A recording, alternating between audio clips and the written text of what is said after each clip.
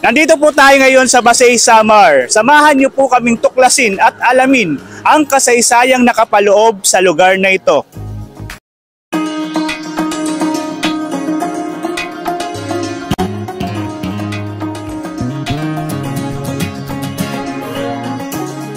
Ang Basay ay isang first-class municipality sa probinsya ng Samar at ito ay binubuo ng 51 barangay at Basay nun ang tawag sa mga taong naninirahan dito.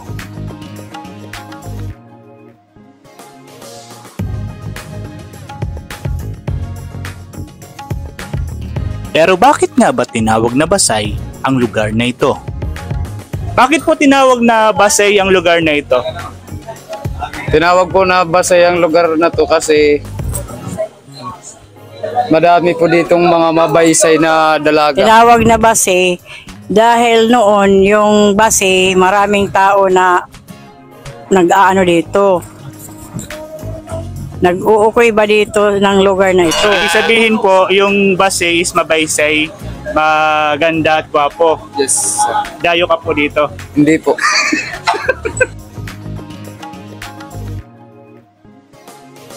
Alam nyo ba na ang pinagmulan daw ng Basay ay ang bungan sakit?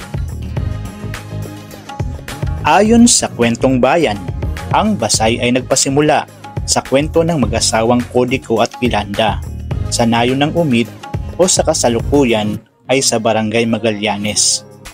Nang matagpuan nila ang isang maputing sanggol o albino. Pinangalanan nila itong bungan sakit na ang ibig sabihin ay bunga ng kalungkutan o sakripisyo. Dahil sa loob ng 20 taon na pagnanais na magkaroon ng anak ay dininig ang kanilang sakripisyo at debosyon. Iniisip ng mga taga-nayon na si Bungan Sakit ay anak ng isang diwata.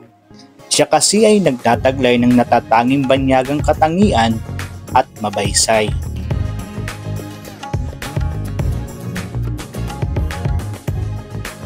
Ang Basay ay mula sa salitang waray na mabaysay na ang ibig sabihin ay maganda.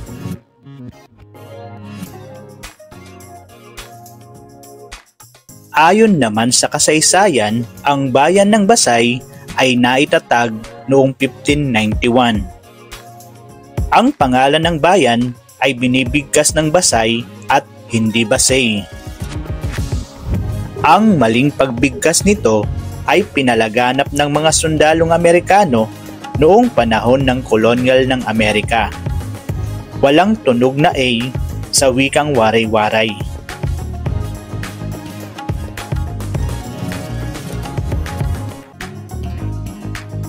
Ang bayan ng Basay ay kilala sa artistikong paghahabi ng banig. Sa katunayan, noong September 29 taong 2000, kasabay ng pagdiriwang ng Banigan Kawayan Festival, ginawa nila ang 1 metrong lapad at mahigit sa 1 kilometrong haba ng banig, na kung tutuusin, ito ang pinakamahabang banig sa buong mundo. Ngunit hindi ito naging opisyal dahil hindi ito naipasa sa Guinness Book of World Records.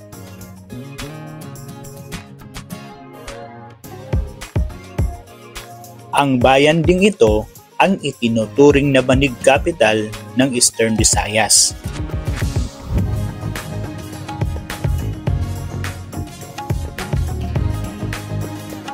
Kung ganap na maaprubahan ang House Bill 6566 na ipinasa sa Kongreso, ang Basay, Samar na ang magiging bagong banig capital ng Pilipinas.